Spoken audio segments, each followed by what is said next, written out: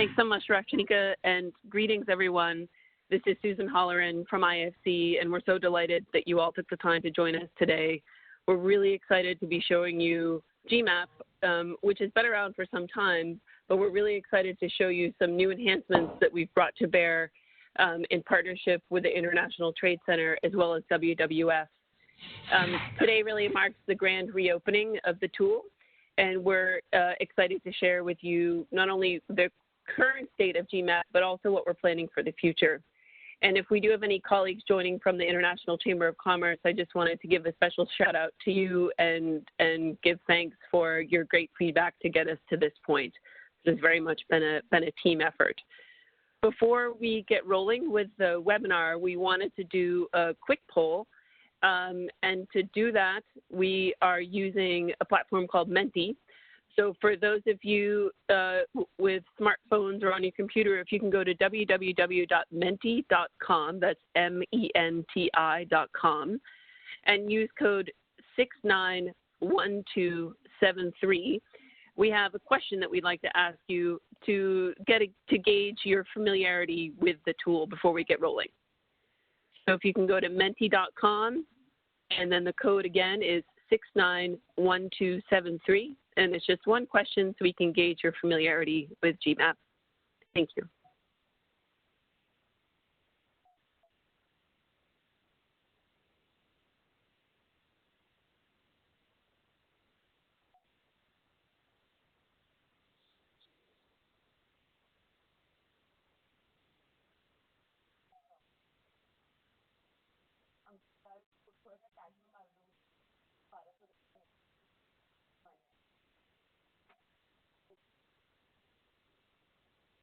And in a second, we'll pull up the, so everyone can see the live results.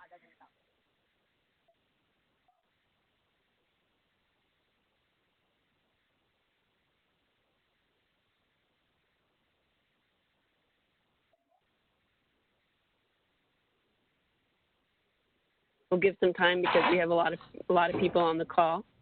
Oh wait, it just switched. I can see the desktop now. If we're having technical difficulties, maybe we can read out the percentages. Yeah. Hi, Susan. Evidently, we're having trouble switching over to the browser, which.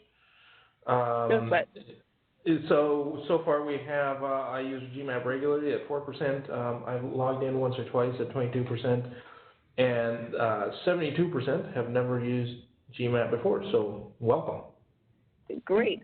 All right. Well, we're particularly glad that that you took the time to join the webinar, especially when you had no familiarity with the tool. So that's great. And we're going to go through a great demo with Dan in a couple of minutes to get into the kind of the existing features and the new features of GMap.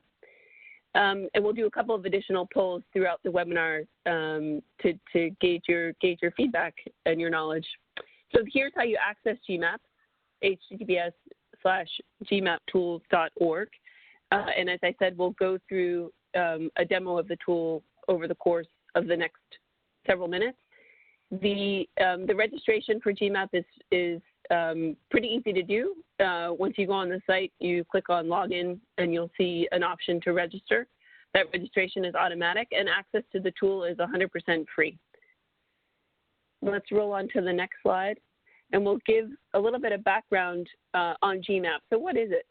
GMap is an online tool. It's an online database that was originally developed a few years ago in partnership with IFC as well as WWF. And it analyzes environmental and social supply chain data for about 250 country and agro-commodity combinations in emerging markets. So if you're looking to finance cashews in Guinea-Bissau, you can use GMap to see what some of the supply chain risks might be associated with that transaction. From its beginning, GMap has really been intended as a screening tool. So what are the risks? Are there risks associated with, again, cashews in Guinea-Bissau, just as an example?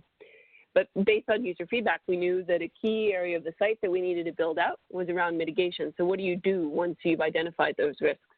And so we're really pleased today to be joined by colleagues from the International Trade Center And we've been able to essentially connect a pipe. If you imagine the internet as a big plumbing system, we were able to set up a pipe from an excellent tool offered by the International Trade Center to GMap, so you can see available certification schemes where there is risk identified for a country commodity combination, again, specific to supply chain risk. GMap is based on a methodology that is aligned with the supply chain requirements of IFC's performance standards on environmental and social sustainability. And for those of you who aren't familiar with those standards, we'll provide a little bit more detail on them later in the call. But essentially, it's a risk management framework used by IFC to guide our financing decisions. So on GMap, we use all publicly available data. And what the tool does is it facilitates rapid agro-commodity trade financing and sourcing decisions by assigning a color-coded risk score for, again, about 250 country commodity combinations. And this is to support agribusiness firms, processors, and traders, as well as banks and financial institutions that are looking to finance the agricultural sector and do business in a sustainable way. The methodology, including the weighting and the scores, as well as the data sources, have been peer-reviewed. Moving on to the next slide. These are we've mentioned the organizations that are bringing you GMap, the International Finance Corporation, WWF, and ITC. And we'll spend a couple minutes giving some background on the institutions just to make sure everyone's aware. IFC is the private sector arm of the World Bank Group, and we are the largest global development financial institution focused on the private sector in emerging markets. And we work with more than about 2,000 clients worldwide. And agribusiness is an increasingly big part of our portfolio, especially as IFC's focus is on low-income IDA, so the poorest of the poor countries, and fragile and conflict-affected states. That's a renewed focus area for IFC, and agribusiness is a big part of that. As part of all of our investment agreements, we require our clients to achieve those environmental and social performance standards that I mentioned over a reasonable period of time. If we roll into the next slide, thank you. These are the 8 performance standards that IFC put forward back in 2006, and we updated again in 2012. And you can see that they cover a range of risks, from does an organization have a good management system, so risk management, that's performance standard 1, to manage any current or new environmental and social risks that may come about, all the way through labor, occupational health and safety, land, biodiversity, onto cultural heritage and indigenous peoples. The focus of GMap is really on performance standard 2 on labor and on performance standard 6 on biodiversity. And within those 2 performance standards, it's really looking at supply chain risk. So boiling down the performance standards, and there's a lot of information in performance standard 2 and performance standard 6 with respect to supply chain, we came up with 10 indicators mapped to those 2 performance standards. And that's what you'll see come forward in GMap in the demo that Daniel's going to give you in a couple of minutes. So that's a little background on IFC. That's a little background on the performance standards. And now I will turn it over to Daniel to give an overview of WWF. Thanks. Thanks, Susan. Hi, everybody. This is Daniel Brizuela from the World Wildlife Fund.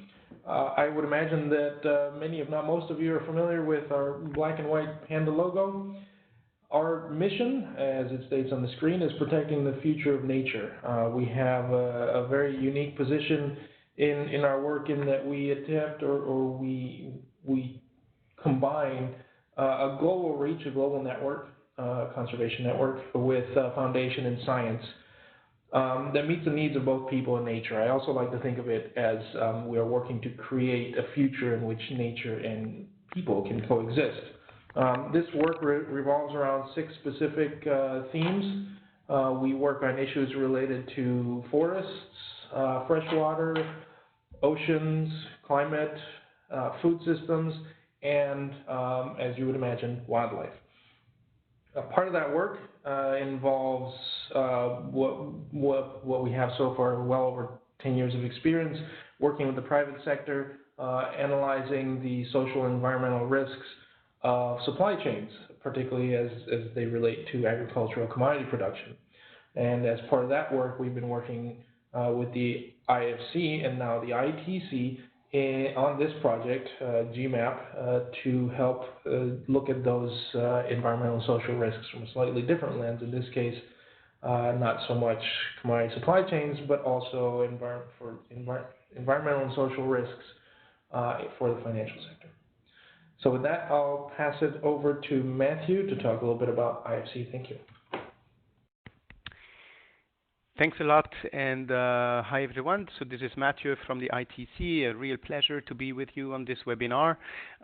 Quick word on ITC, joint agency of the United Nations and WTO. We are based in Switzerland, Geneva, and we are operating as a technical agency in support of SME development, building tools and solutions with partners, among which in this case is IFC.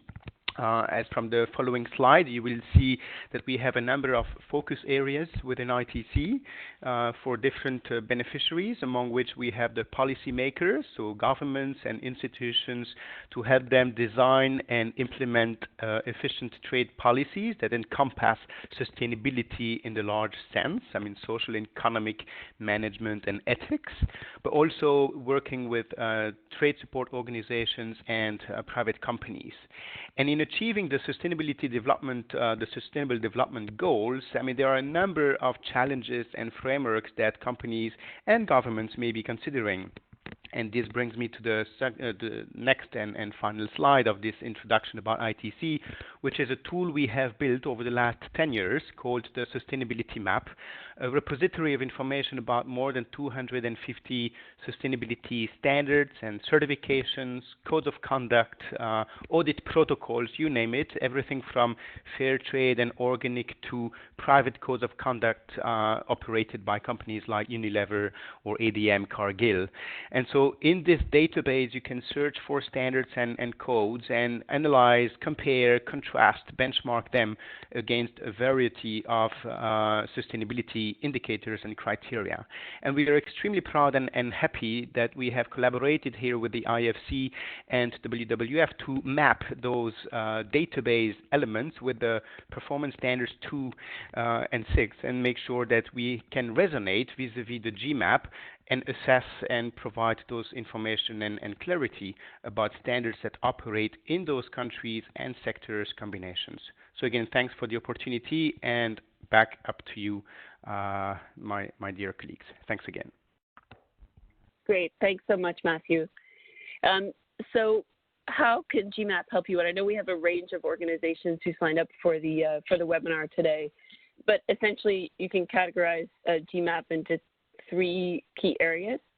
So GMap helps support agribusiness firms and banks that finance the agricultural sector to do business in a sustainable way and hopefully achieve positive development impacts at the community level by identifying, mapping, and managing supply chain risk related to child and forced labor, conversion of natural and critical habitat, and the loss of biodiversity that can represent some really key operational challenges, particularly in emerging markets. And it does this by providing information essentially at 3 levels. First, I mentioned the methodology earlier that's aligned to IFC's performance standards on environmental and social sustainability. And through that methodology, we aim to facilitate rapid financing and sourcing decisions by assigning that color-coded risk score that I mentioned. We really have tried to make GMap as user-friendly as possible. Those who do website work know that websites are never done. So and we'll ask for your feedback at the end of the call, as Rashanika mentioned, for feedback on how we can make some future improvements to GMap. But we try to make it as user-friendly as possible by using this color-coded risk score. So green signals a lower risk, or you can, depending on the institution, proceed to finance, and red signals a higher level of risk, or you may want to do some additional due diligence depending on your institution's tolerance level for risk. Second, the tool includes detailed risk analysis reports for each country commodity combination. So I mentioned that all the data that comes through GMap is based on publicly available information. And what we do is not only provide the risk score, so you can see, let's say, again, cashews in Guinea-Bissau, let's say there's a high risk of forced labor. In the report, that goes along with that risk assessment, you can see that some of the details on why we came up with a high risk score for forced labor for cashews. I'm just using that as an example. And then third, and this is, as we said, GMap's newest feature that we're so excited to show you today, is that users can now see that available certification scheme data coming through from the International Trade Center Sustainability Map. And users can not only see the available schemes, but they can also see which schemes are ISEAL compliant. So for those of you who may not be familiar with the certification and standards world, there are lots of them out there particularly around agro-commodities. And so the ISEAL compliance, it's a global membership organization that basically helps signal which of the standards are more credible than others. And so that information also comes through on GMap, thanks to our partnership with ITC. So before I turn it back over to Daniel, we're going to do one more for now, one more quick poll. So if you can again go back to menti.com. And as I mentioned, GMap looks at 10 indicators mapped to IFC's performance standards on labor and biodiversity. And what we wanted to do is get a sense from the group on the call today, how many of you are familiar with IFC's performance standards? So go ahead to menti.com and you can see the code up on your screen, 694392. Enter that code, and then you can respond to the question on your familiarity with IFC's performance standards. And we may be having technical difficulties again, and if so, maybe Daniel, you can again read out the percentages as well as the number of people who had a chance to respond. Hey, Susan, just a couple of notes. One, we figured out the technical difficulties, so we'll post the results screen just in a minute. And also, we have an updated code. It's actually 246758. Again, 246758. Great, thank you. Super, yeah.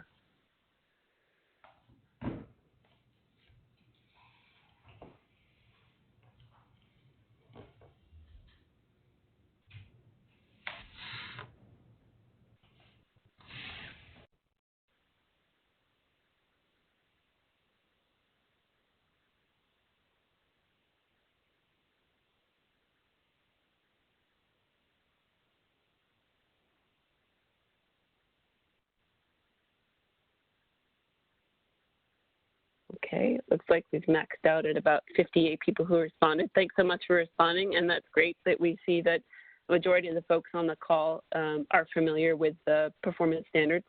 For those of you who aren't, as Rashanika mentioned, we do have other recorded webinars. There is one done in English and in Spanish on kind of the basics of the performance standards, if you want to take a peek at that. Okay, great. We've got a few more responding, but it looks like the numbers are about staying the same. Thanks very much for responding to that. And with that, I will turn it back over to Daniel to go through the methodology and then get into the nooks and crannies of GMap. Thank you. Thanks, Susan. Hi again, everybody. So, as Susan mentioned, the GMap analysis is centered around two performance standards. Performance Standard 2, which focuses on labor and working conditions, and Performance Standard 6, which focuses on biodiversity conservation and natural resource management. Specifically, GMap looks at 10 indicators. On the Performance Standards 2 side of things, on labor and working conditions, we have 6 indicators, 2 that revolve around child labor, 2 that revolved around forced labor, and 2 that revolve around conditions of production or the protection of workers from significant safety issues. On the Performance Standard 6 side of things, on biodiversity conservation, we have 4 indicators. 1 on the expansion into natural areas, 1 on the impact on protected areas, and 2 on the impact and presence of higher unique biodiversity, both terrestrial and freshwater. So each one of these 10 indicators is assessed individually on the basis of this risk matrix that you see on screen. We look at 2 different dimensions. One is the probability of occurrence for this issue, and one is the severity of impact. So how likely is this to be an issue? It can range. We have 5 categories from very unlikely to common, and on the severity of impact, if this does occur, how severe is the impact, ranging also on a 5-point scale from insignificant to severe. Based on the assessment of these 2 dimensions, we arrive at a score that ranges from 1 to 100, and as you can see on screen, anything that falls in the range of the score from 80 and above is considered to be high risk. It's flagged as a red. Each one of these indicators, as I mentioned, is assessed individually, and then we also calculate an overall score for each commodity in each location. So again, the analyses are based on the commodity production in a specific country. So we can take a look at the 10 indicators.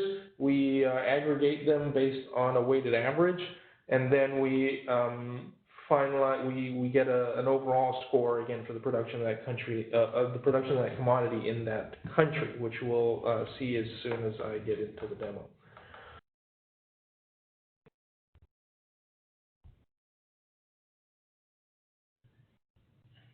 So with that, I believe we're going to pause for a second for Q&A.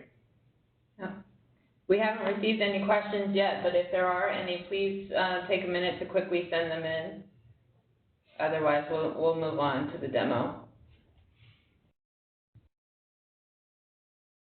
And as questions are coming in, I'll flip over back to the browser so that I can pull up the tool itself.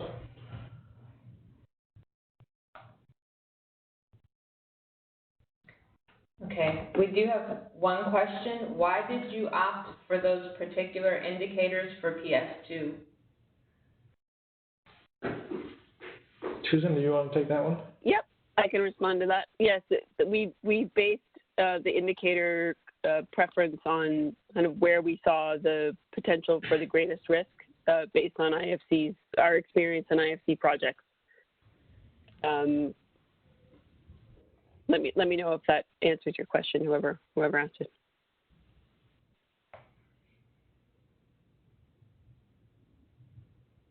Okay. We have another question. Will you in the future consider including the rights of trade unions and human rights defenders as part of the indicators? Thanks for the question. We have received a lot of feedback. We've run a couple of pilots on GMap and received feedback to expand the coverage of indicators. I'm not sure to what extent we will covering human rights defenders in GMap in the future. However, this is an area that is of key importance to IFC, and we've recently published a position paper on this. And but with respect to GMap, I don't know that would make sense for it to come through in this tool in particular. However, IFC is considering how we can, beyond GMap and kind of using the experience that we've had with GMap and coming up with these indicators, we're looking at potentially coming up with indicators across IFC's performance standards and essentially mining the data that we have amassed over the past 15 years as part of doing due diligence in IFC projects in emerging markets, and making that data available in an aggregated way to influence investors who are interested in coming into emerging markets, so to essentially de-risk. But with respect to human rights in particular, we're happy to add that to the potential list to focus on GMap, but it may make more sense for that type of information to come through and that broader effort to make additional indicators available. And that project is ongoing and probably will be finished in the next couple of years. Thank you. Okay. Can we ask one more question? How many countries do you plan to map eventually, and by when? I can start by talking about the current state of affairs, which is, I don't know off the top of my head how many countries our analyses cover. And evidently at the moment, neither does the analysis. Here we go. So this is a map essentially for, and this is, I was going to get into this at the demo, but this is essentially a map of all the countries that we have at least one analysis for. So we've analyzed at least one commodity for. I think our future and which countries and which commodities we consider moving forward is something that is up for discussion. There's a lot of questions coming in, but I know we want to leave time for the demo. So for those who are still sending questions, I've taken note of them, and we can address some of these in the second question and answer, but we'll move on to the demo. Okay, great.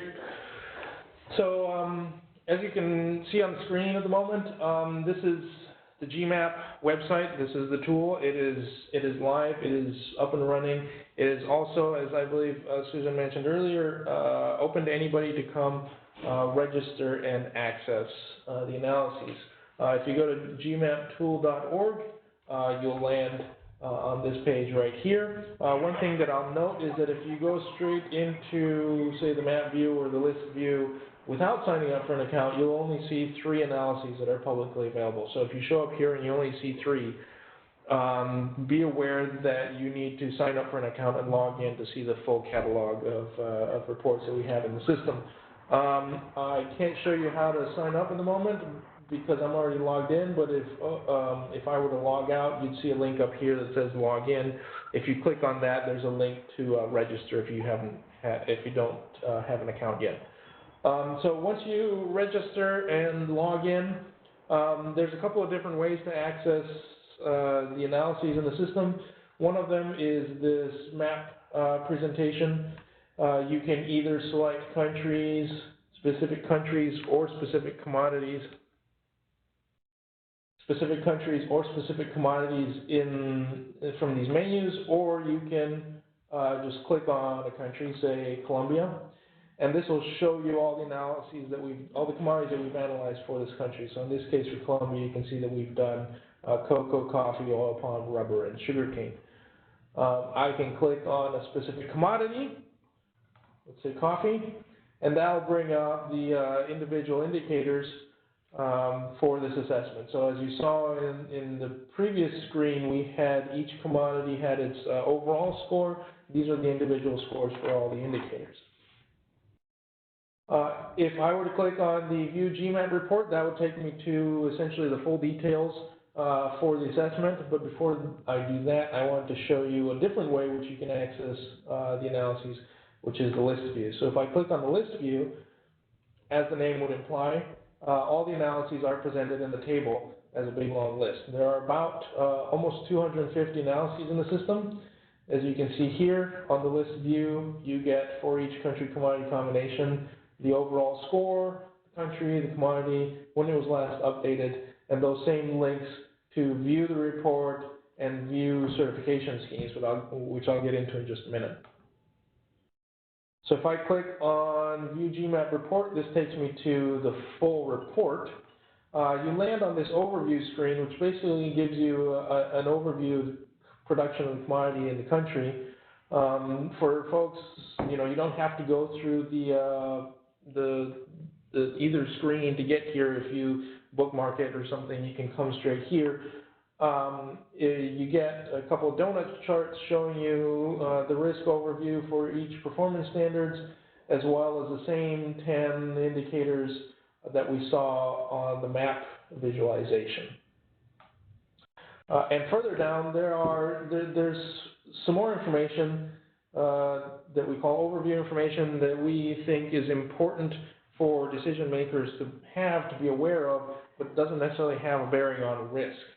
So that is presented here. That is information such as production volume, yield, regions of production, export volume and major markets, as well as import volume and major markets.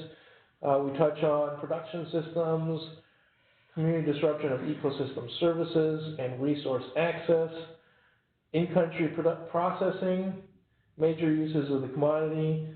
We go into regulatory structure, community-driven land acquisition, negative media advocacy or advocacy attention, certification status, traceability, and the major stakeholders in country. So that's the overview. If I click on the Analysis Data tab, that goes into the details of the indicators themselves. So as you can see here, we have Performance Standard 2, Labor and Working Conditions. The first indicator is use of harmful child labor. Here on the left is the indicator the score that was assigned to this indicator.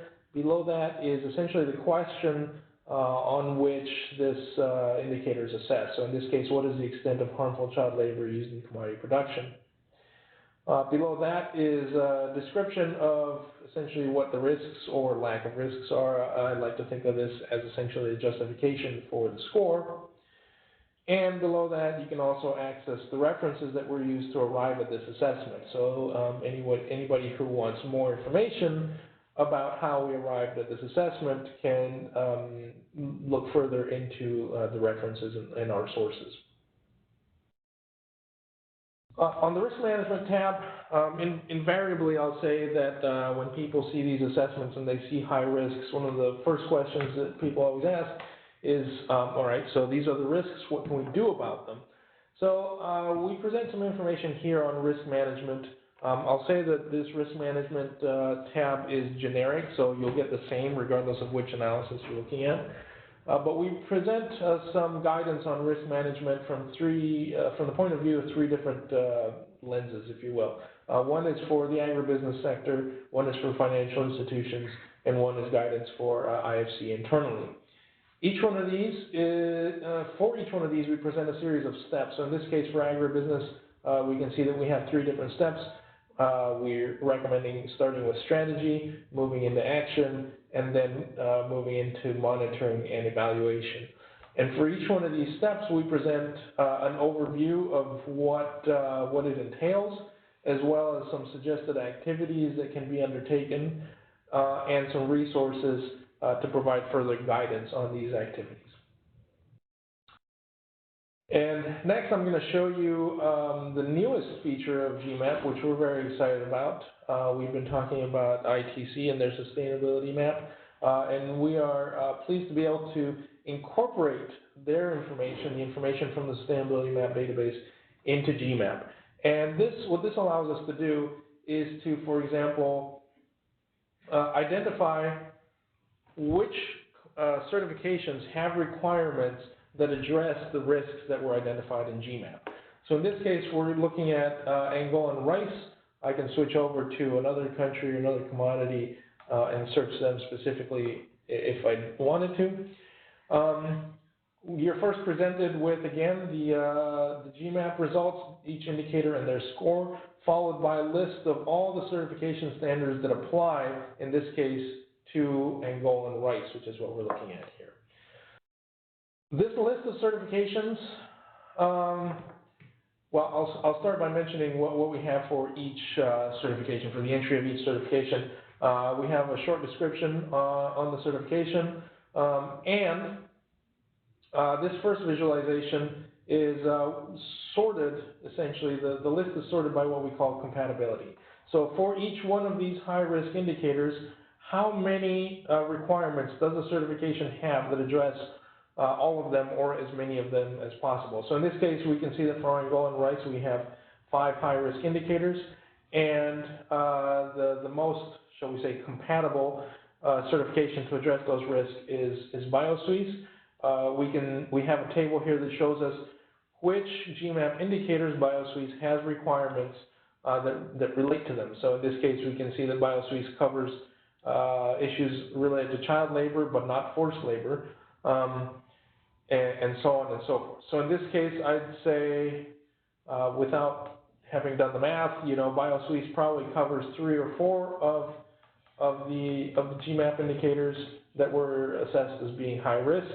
And as we move down the list, the certifications will address less and less of them. So that's one way to visualize the list, again, by compatibility. And just to reiterate, that's related to the requirements that each certification has that addresses the largest number of risks identified by GMap. The second way to visualize the list is by indicator. So, for example, in this case, the highest risk is around conditions of production. We can see there's 7 certifications related to that, or that address that risk. Use of forced labor, there are 2 certifications that have requirements that address that risk, and so on and so forth. Use of harmful child labor, there are 8. And finally, the third way to look at the list is by name, which is really just an alphabetical sorting of the list. If you have a specific certification scheme in mind that you wanted to investigate, you can come here and look it up alphabetically, or you can do a search. In this case, if I do search for bio, there's that BioSuite certification. And then you can dig a little bit further. So for example, if I select up to 3 certifications here, you'll see they'll pop up in the toolbar at the bottom that allows me to compare. Skip that one because it doesn't evidently address anything, or at least as far as it relates to GMap. I have 3 certifications selected down here. I'll hit the compare button, and it'll take me to a table that simply lays them side by side. So I can see in this case, BioSuisse has requirements related to child labor, so does this GRASP assessment, but the VRC Global Standard for Food Safety Issue 7 does not. So this is a really easy way to look at the certification standards side by side and see which what requirements they have that address specific GMap indicators. And finally, if I click on the name of the certification in this table, it'll take me straight to the ITC Sustainability Map website, which essentially gives you the full details of the certification and what it entails. So, you know, we can see here for BioSuisse, mission statement, key features, some facts and figures, and the requirements. Beyond GMap, you know, beyond GMap and the indicators and the risks that GMap addresses, this is the full breakdown of everything that is present, in this case in the BioSuisse certification. So you can see, again, everything. You can drill down in great detail into the certification and what it entails.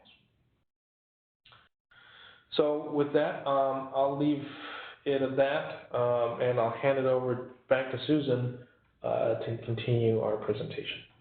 Thank you. Great, thanks, Daniel. I know we just covered a lot of information in the demo, so please fire away with your questions through the chat, and we'll answer them in the next couple minutes. In the next and final Q&A portion of the program. We wanted to cover some of the upcoming enhancements to GMap. So as I said, GMap's been around for a few years now. We've piloted it in a couple of different sessions throughout its life. And based on user feedback, that's how we got to this point with integration with the ITC data. In terms of upcoming enhancements, as I mentioned, IFC's focus is on the poorest of the poor countries and fragile and conflict-affected states. This is part of our new, fairly new business strategy.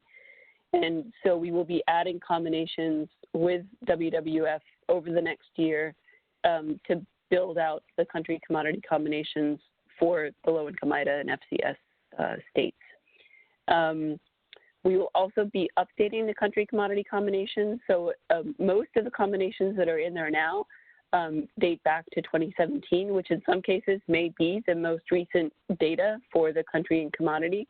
But we're going to go through the list and look at what are the commodities and the combinations that are being hit most often by users, and where is there available new data available so that we can update these country commodity combinations.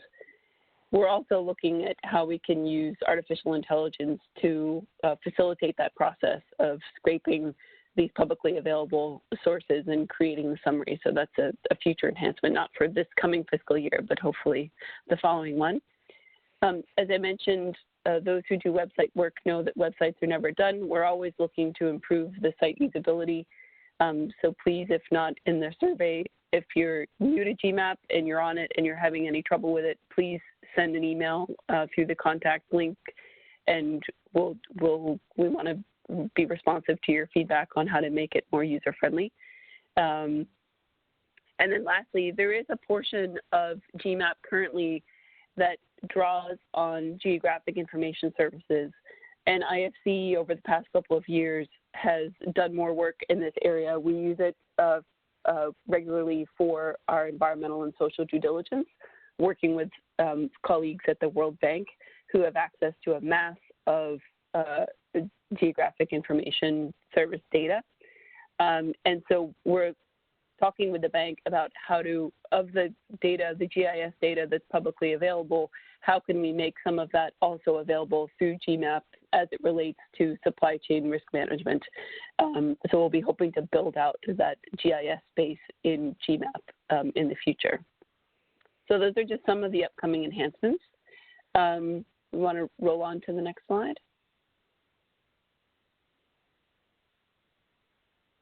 Great, thank you. So just to recap some of what we've mentioned already in the webinar today, GMap is based on a unique methodology aligned to IFC's environmental and social performance standards. It's proven in that we have over 350 users of GMap from various organizations. We've run a couple of pilots, as I mentioned. During the second pilot, we were able to, we knew that the users of GMap had about $675 million in financing that was done through GMap screened trades. And many of the users in the pilot in 2017, which is our most recent pilot, responded positively to the tool, saying that it was excellent or above average in comparing to other similar tools. It's proprietary. It's the only platform that allows, that we know of, so if you know of other ones, please let us know, but it's the only platform that allows for a high-level risk screen for trade and short-term financing aligned to IFC's performance standards. And it's backed, as you saw, from the expertise from IFC, WWF, as well as our newest partners, ITC. We have one final poll that we want to do before we go to additional Q&A. I'm not going to make the same mistake of reading the code again. You can see it up on your screen if you go to menti.com and enter the code on your screen. You should be able to take this poll. And we wanted to get a sense, as I mentioned at the start of the call, GMap is free. We intend to continue to make GMap freely available. We wanted to get a sense from you all the extent to which your organizations might be willing to pay for access to GMap. And the reason for that is because we're looking to add additional features and enhancements over time. And while we will always make, as part of IFC's role as a development finance institution, we will always make part of GMap available as a global public good, so it will be free. As we add things like, additional GIS data, or if we're adding GIS data that's not publicly available that we need to license and pay for, that we may need to charge a fee at some point in the future for some of the additional improvements and enhancements to GMap. So we wanted to get a sense from you all the extent to which your organizations might be willing to pay for it. So we have that up on the screen now. I guess I'm not surprised by these responses so far. We've got 36 responses. Let's give it another minute or so.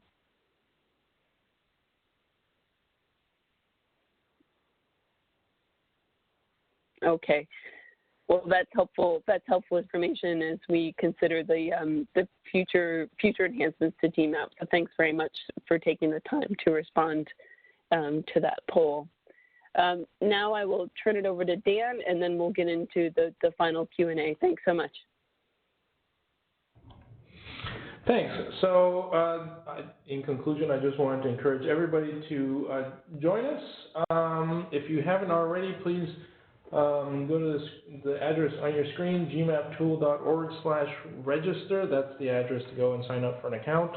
Again, you can also go to gmaptool.org and click on login in the upper right-hand corner of your screen, and you'll be presented with a link to a form to sign up as well.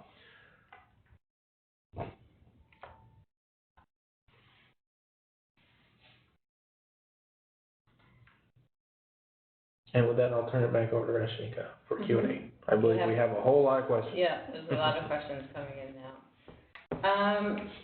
So One question is, can we compare a specific commodity risk score of 2 countries?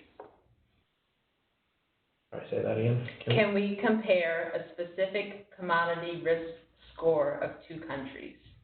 They are meant to be comparable, yes. Why is the tool only available for desktop? It should work on mobile. I mean, it's a responsive design. So if you pop in gmaptool.org in your browser on your mobile phone or tablet, it should work just fine as well. And if it doesn't, please let us know, because if there are any design issues that need to be corrected for that, we want to be able to address them. Is climate change a performance standard? I can take that one. Great question. It's not a standalone performance standard, but like gender and other topics, stakeholder engagement, for instance, that is the theme that runs across the performance standard. So you'll see references not only in Performance Standard 1 on management systems, but as well as Performance Standard 3 on resource efficiency. So it's a theme that runs across many of the performance standards. Thanks. Great question. I believe this question was answered during the demo, but just for clarification, I'll ask it again. What are the data sources for the information and analysis, and how frequently is the information updated? Sure, I can take that one. So we have a set of standard sources that we use, but really the sources are wide and varied. I can talk to you more about kind of what sort of sources we look to. We essentially have kind of a hierarchy of data sources that we are interested in pulling information from. At the very top of the list is essentially journal articles and peer-reviewed scientific publications. The next tier down is essentially white papers and any sort of information published either nationally or internationally by, say, national level agricultural ministries or things like that give us a window into what production of the commodity in a specific location is like. And then I'd say the final tier is credible media sources. So again, we're talking large, reliable national, international media. So we look to primarily those 3 types of sources for the information that we look for. And the second part of that question? The second part was how frequently is the information updated? Right. So the information is ideally updated at least every couple of years. Essentially, anything that's more than a couple of years old, we kind of consider that it's time for an update, and we're working through that at the moment. And I'd say, as you're looking through this and looking at kind of when was the last time the information was updated, keep in mind that some of these indicators change a lot, and some of them really don't. It depends on the indicator, and that's kind of why we have kind of determined that an update cycle of about every year or 2 is appropriate. Daniel, if I could add one thing on the response to the sources, I just wanted to note that in the country commodity reports that you get through GMap, we want to be as transparent as possible on the sources of the information, and so you see the exact sources listed there with links if possible, but you might have U.S. Department of Labor or whatever the source may be, but they're all clearly indicated there on the report itself. Thanks. Right, thanks, Susan. There's another question. If a country is deep red in, say, harmful use of child labor caused by a few specific commodities, would that also affect the score for a country commodity combination?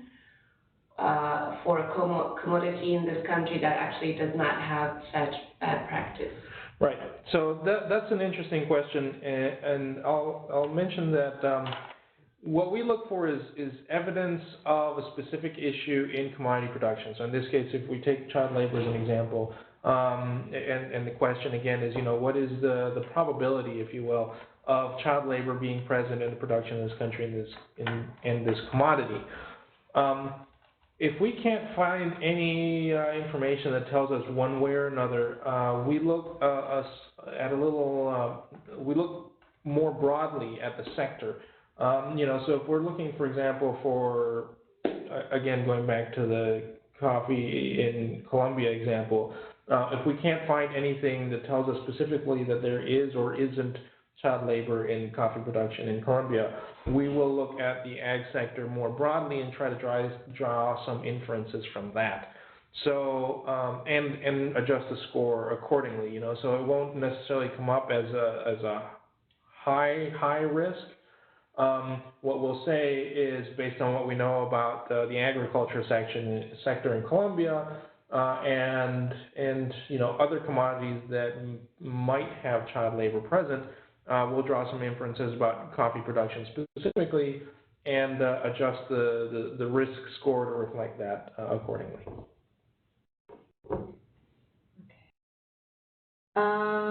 Let's see. How are risk thresholds established? I think you partly answered this one, but it just came in. Yeah, and that kind of gets back to the first question about comparability.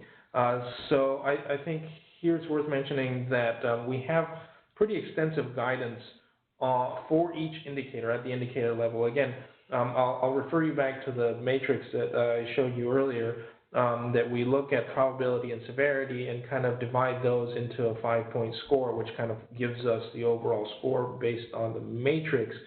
But it's worth keeping in mind that we have guidance for each indicator on what does it mean to be high probability versus low probability. If we find X, Y, or Z, would that mean it's a severity of 1, 2, or 3?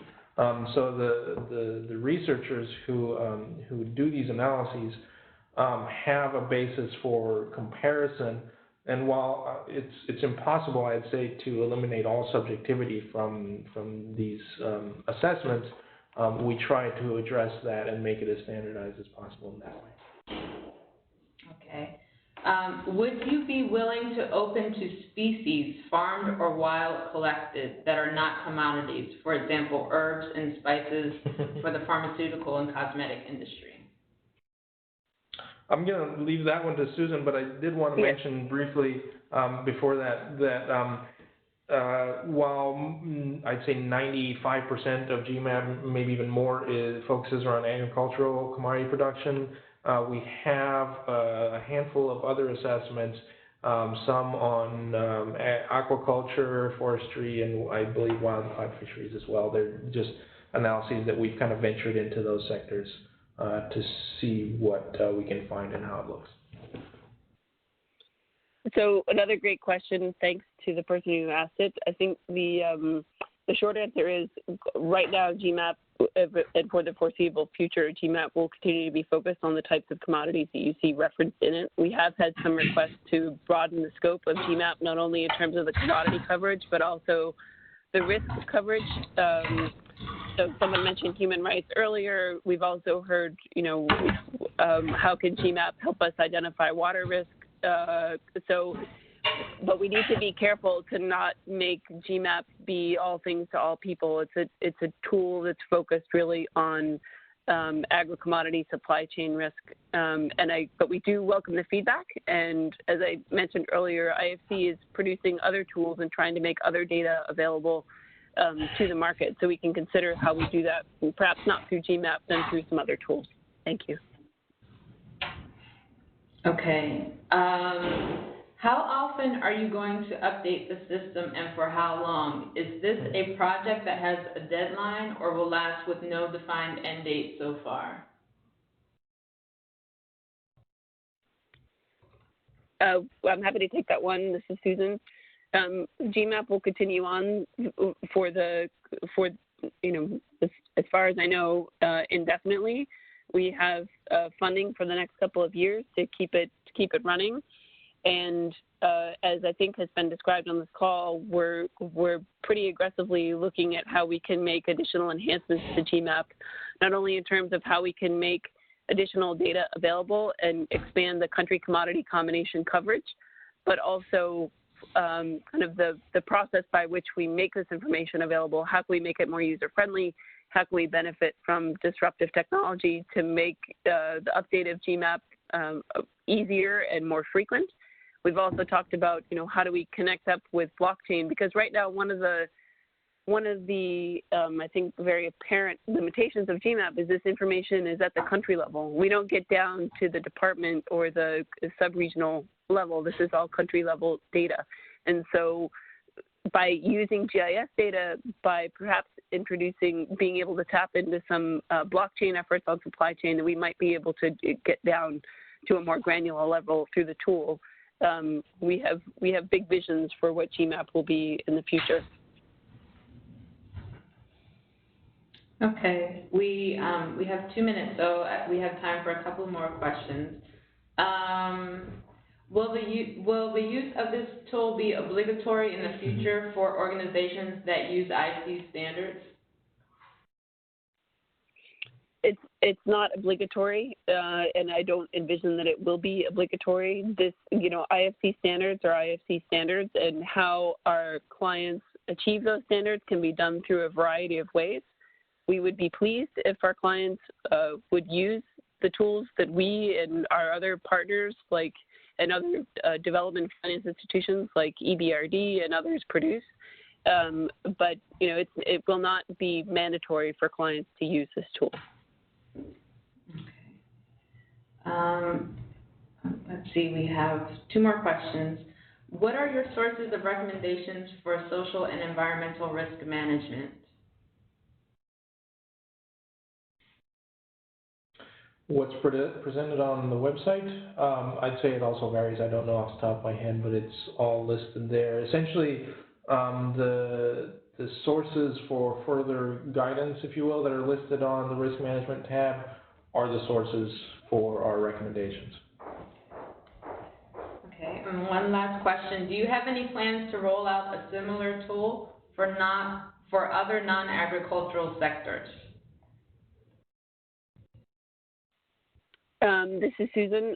IFC has a number of tools that are in the works, including screening tools related to Performance Standard 1 on environmental and social management systems. We are in the process of upgrading a website that we have that's meant to support environmental and social risk management by commercial banks called First for Sustainability, and we'll be making a number of these and other tools available through that site.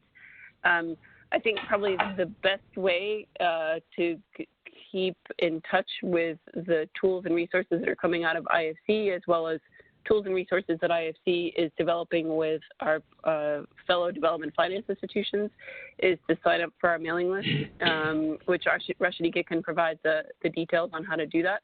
But we often will have these types of webinars whenever we have a launch or a new tool. In addition, what we are trying to do increasingly, again, is try to crack the transparency nut a bit, is to, before we launch a tool or a knowledge product, is to do an online consultation for that product to get feedback from a wider community on its potential impact and its usefulness. So, but by signing up for our mailing list, you'll get access to when we're coming out for a peer review of a draft product and when we launch a product. Okay, so thank you everyone. We're out of time now, but thank you all for joining us today, and in particular, thank you to our colleagues from ITC for joining us today. I've sent the survey link in the chat, but I'll also be sending out an email with that link. And as Susan mentioned, you can sign up for updates from us to learn more about our knowledge products and the upcoming sustainability webinars by going to our homepage, ifc.org/sustainability. There's a sign up link on the top right side of that page. So thank you all for joining today. Thanks, everybody.